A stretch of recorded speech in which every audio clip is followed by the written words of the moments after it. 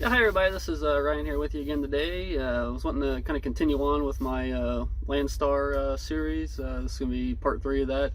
I did part 1 was kind of just a brief introduction overall of kind of coming on board and what Landstar is all about. Part 2 was I kind of went over some of my settlement statements and the load board a little bit. And here later on, farther down the line, we might go over the load board and the Landstar port and all that, and kind of dealing with agents in another video. But today I wanted to go over why I think a lot of drivers fail here, and some of the traits that people might have where it might not be a good fit. Like I said, I was over at Mercer when I went to orientation over there. There was a lot of Landstar people in there that had come over. One guy's like, "Oh, I'm starving over there at Landstar," and this and that. And I mean, it's not for everybody, and you know, different personalities and stuff like that might not work well here. But I kind of made a list, and I'll be kind of cheating off that here so I don't lose my train of thought and focus on this. But I'll go ahead and get started with that. The first 3 things that I wanted to go over are pretty much general. Any carrier you go to, or could be issues that you got to take into account. And like I said, that doesn't matter where you go. The number one thing would be truck payment. If you got a large truck payment or truck lease payment, you might have some difficulties anywhere you go. I did a lease with a Snyder SFI trucks when I kind of first got into this whole owner-operator thing, 3 or 4 years ago, I guess. And my truck payment, I got a 2016 leased Kenworth T680. PACCAR MX-13 engine, 13 speed. It was a real nice truck. It had 49,000 miles on it, so it was practically brand new when I got it. Had pretty good luck with the truck. But with the payment, and they do like a forced maintenance plan where they take a portion and put it into a maintenance. It's your money to use for maintenance, but you have to pay into it, and that takes kind of goes into account with the weekly payment. So over there, I was paying $985 a week for the payment and maintenance the maintenance account. And I think the maintenance account portion was like $165 roughly. So that just goes to show you that truck payment was a little over $800 per week. So in a month, I'm paying $3,200 for a month for that truck. So like back in 2018 and stuff, when the rates were really good, and I mean the rates are, I'm seeing about the same rates I was seeing in 2018 for the lanes and stuff, what I do. But I mean, there was a lot more freight then, so it was a lot easier to keep rolling.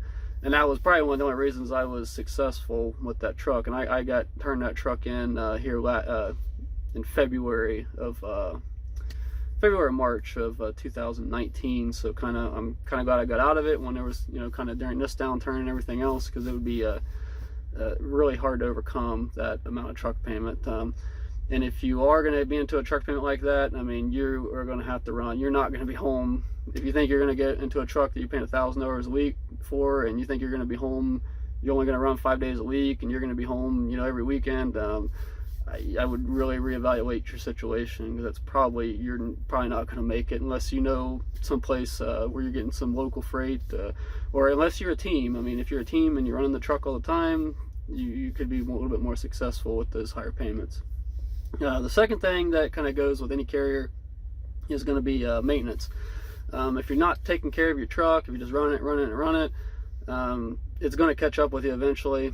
You're going to have major problems. And if you're not mechanically inclined and you're relying on dealers and TA truck service and all that stuff, I mean, the most service places out here, you're close, anywhere from $100 an hour to $150 an hour. So I mean, it's hard to go in and out of a shop for less than $1,000. I mean, some places oil changes are $600 to $800. I mean, I do my oil changes myself, depending on the deal. Sometimes I get good deals on oil, and I can do an oil change for under $150 with all 3 filters, with both my fuel filters and my oil filter. But usually it's around $200 to $250, depending on what kind of deals I get on oil. So I mean, maintenance can get extremely expensive. Parts are very expensive. I said I'm up here in Spokane, Washington today. I got to change I've had a code popping up on my PDI, and I've checked it with my Bosch scan tool. I've got an outlet knock sensor that I think is the culprit that's been kind of acting up and throwing this code for my SCR efficiency. And I'm going to do a video later on. I'm going to kind of show you my scan tools, and I'm going to change out that knock sensor. But that sensor was over $600 for one little simple sensor. I mean, it's got a little module on it, but so then if you pay somebody to put that on to diagnose it, I mean, just for that one problem, you might get into $1,500 the time you add labor to that, and then they markup, and you know, and a lot of places it's like $300 just to hook the computer up to the truck and figure out what it is. So I mean, you can rack up some costs pretty quick. And kind of with that, if you're going to buy a used truck and you're not mechanically inclined, I mean, this truck I have, it's a 2013 T660 Kenworth Cummins ISX 15. It had 580,000 on it when I got it, and in about the last 8 months or so, roughly, I've put about 13,000 in this truck. I put EGR cord, turbo, the major things that I put on it, and basically just a bunch of little stuff, just keeping up with normal maintenance, and I put a whole full set of airbags, which I did videos on that, shocks and tires, and all that stuff. It adds up, and if you're paying somebody to do all that stuff, you might as well double that cost basically. So, you know, just a good rule of thumb. So if somebody else was doing that work that I'd done, I'd probably be in the anywhere between $25,000–$30,000 to do that amount of maintenance. And if you get into that kind of cost, I mean, that can put you out of business real quick. So that's another thing, is keep up on your maintenance. Or if you're looking at getting a truck and you're not wanting to get into that, I would look at something newer, or something that might have a maintenance, you know, a covered maintenance or something of that nature. So, but the last thing with all carriers is taxes. You got to be real. I mean, if you're making good money out here and you're not paying attention, kind of, you know, if you're not kind of tracking your taxes, you can do that. There's several different programs out there you can use that. You can use like a Intuit. I can't think of their name. QuickBooks. They have, you can subscribe to their software where you can kind of track your income, and it kind of calculates your taxes, and you can be setting aside for that. Because if you're not careful and you're out here making good money, come April 15th, you might end up owing $20,000, and it's like, okay, I don't have that money. Where do I come up with that? And you don't want to. The IRS, I think we had to do a payment plan, because I owed them like $5,000 last year, and after I turned in the truck and everything, just didn't have that much cash laying around. So I ended up doing, they'll let you do a payment plan once, I think every 3 or 5 years or something. But then, so if you get in trouble one year and you got a payment plan, then the next year and you get in trouble again, they're gonna want that money, and the IRS is somebody I don't want to owe money to. They will get their money. So just keep that in mind. You know, a lot of people forget about that aspect, and that, like I said, the IRS is the last people you want to owe money to in large sums, because they'll get into your bank account and garnish your wages, everything else. So just keep that in mind. Kind of going down to specifics of Landstar. A lot of guys come over here, like I said, I show you guys a load board. You're on your own. There's no dispatcher. I mean, you'll get some agents out there that kind of offer you some dedicated stuff, or try to keep you on and try to run you like as one of their drivers. You can do that.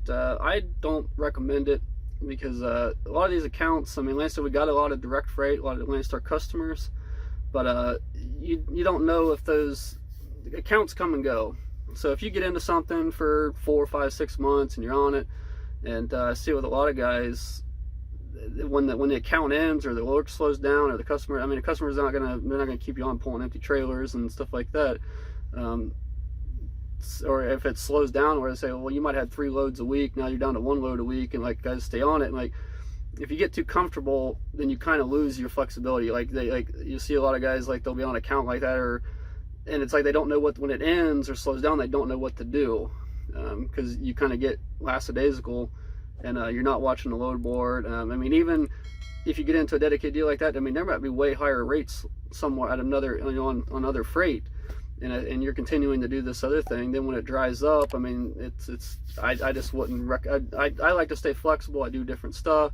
I mean, yeah, there's a couple different customers that I work with, you know, out of my area, out of Akron, Cleveland area, that I get freight from quite a bit, but it's not my, like, bread and butter, where if I don't have to do those accounts. I mean, there's other stuff out there. I'm always looking, and like I said, I go for the highest money, so whoever's paying the most. So I don't really have a lot of loyalty towards one agent or another. So that's one thing to keep in mind. I mean, like I said, you can do what you want, but I just like to do different stuff, and that kind of keeps you, you know, flexible out here, little bit more nimble to where you can kind of, you're comfortable switching it up, you know. So if you just, I'd recommend not getting too comfortable with one agent or one customer. So keep that in mind. The other thing is, I mean, this kind of goes back to any carrier. A lot of guys, you got to know your cost out here. I mean, your fixed cost, your variable cost. I mean, your fixed costs are things like your truck payment, if you got one, a truck lease. I add 15 cents a mile. I figure all my costs, my fixed costs, on 100,000 miles a year. So, and the more miles you run, I'm going to do a whole video on this, by the way, on figuring your costs later on. But with fixed costs, the more you run, your costs go down. But I figure mine on 100,000 miles, and you know, if I run 120, then you know that extra 5 cents a mile, that this goes right in, you know, back into my pocket. So that's something you need to know. So I mean, my cost with everything I have, with my fixed costs and figuring my variable cost, which is your fuel, I'm at about 76 a mile, 76 cents a mile total. That's what it costs. That's what my fuel, that's what my fixed cost is, based on 100,000 miles. So I kind of, you gotta know that when you're looking at freight. And so I'm not going to take something for $1 a mile, because I'm making basically 25 cents a mile. And like out here, you don't get there's no retirement, there's no benefits. I mean, that's just like a straight cash rate. So I like to be up, you know, over 80 cents a mile after all my costs and expenses, because I got to put money away for the future. A lot of guys say, well, I'm still making 50 cents a mile. Well, you can go make 50 cents a mile as a company driver with benefits and all that, and be paying into Social Security and all that good stuff. So I mean, if you're out here, if you're striving to get 50 cents a mile, just stay over on the company driver's side. I mean, because I would highly recommend making at least 75, 80 cents a mile minimum. I mean, really, I like to be up over $1 if I can. You know, because I usually average, you know, upwards of $1.80 to $2 a mile over all my miles is where I'm usually at when things are going well. So that's you really gotta know your cost, and I'll elaborate on that a lot more in another video, kind of just on how to figure all those costs, and we'll touch more on that. The other thing is where you live and how often you want to be home, or how often you expect to be home. Like I said, if you got one of those big truck payments, like I said, you're gonna have to run. I mean, and if you live in a place like South Florida, the freight sucks down there. So I don't even go to Florida. I don't even go to that whole southeastern part of the country anymore, because the people from Florida, the guys that are living down there, they've run up into Georgia now, and kind of all the way up the coast. So it's just it's a bad market. And when you're coming out of a place like that, you're gonna have to stay out a little bit longer to recoup the losses that you've had coming out of there. I mean, you can get back. I mean, the rates aren't as good even anymore. It used to be able to get good rates coming in there because there's nothing coming out, but now it's not that great even going into places like that. So that's something else you gotta. I typically stay out between 2 and 3 weeks. I've never had any luck. I mean, yeah, I could stay out for a week and make $800,000, and that's just being away from the family and all. That's just it's not a. I could go work a different job for that type of money. I could go back to being a mechanic or driving local for $800 or $1,000 a week. So it just isn't worth it to me. I mean, I want to be doing, you know, close to $2,000 a week after all my expenses. If not, I mean, sometimes I've done upwards of $3,500 on a really, really good week. So like I said, my minimum, I want to be about averaging about 2,000. You know, I might do 1,500 this week, 1,700. Then I might, like last week, I did almost 3,000. So my average, I try to be 2,000 or more. So about 8,000 a month is where I like to be. You know, for the sacrifice of being out here and dealing with all the BS. You know, having to run the whole operation myself. So that's where I want to be. The other thing is bad communication skills. You gotta have pretty good communication skills working at Landstar. You gotta call people. You know, it's nobody's gonna call you. It's not a interactive load board, kind of like Mercer's. You can click on the loads and book them. You don't have to talk to anybody. I know Snyder's load board was like that. You just click on it. Here, you got a phone number. You call the agent. You got to go over all those details with them and ask the right questions.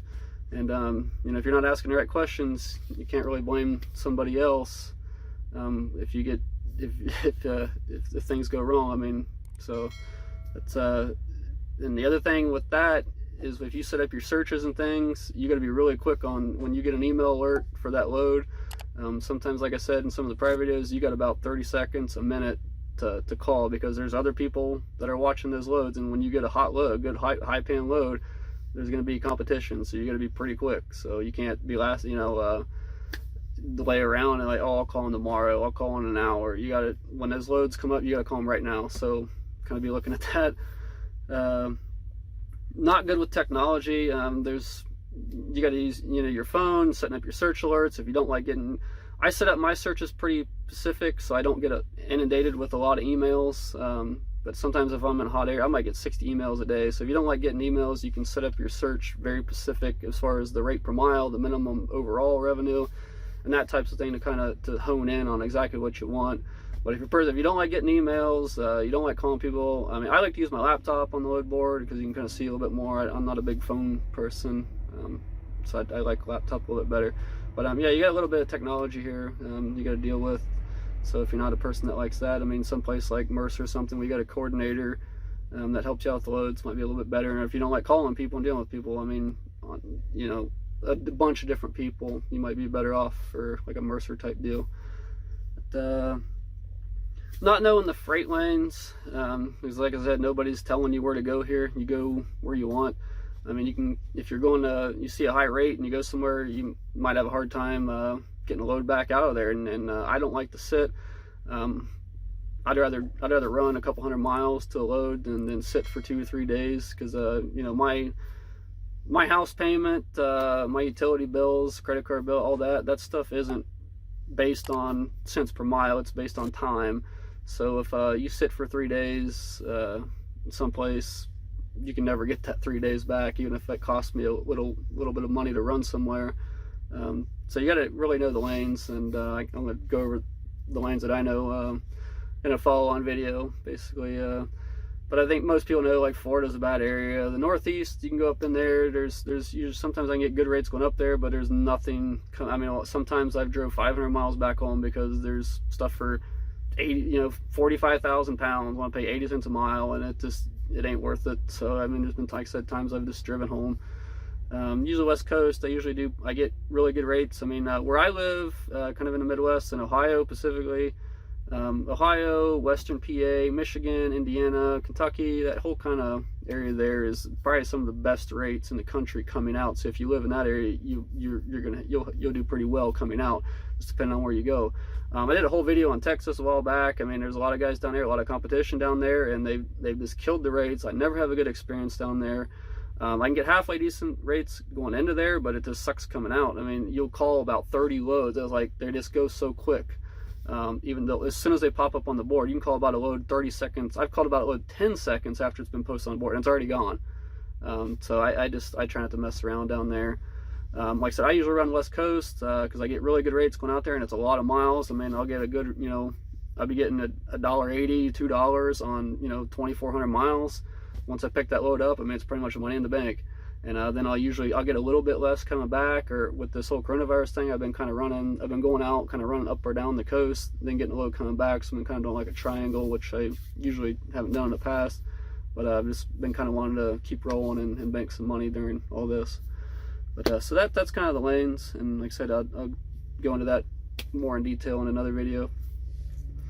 And like I said, where you live, I kind of just went over that, kind of some of the areas. So I mean, knowing up front, like if you live in South Florida, I mean, you're gonna have to drive 500 miles out there with a crappy load or deadhead.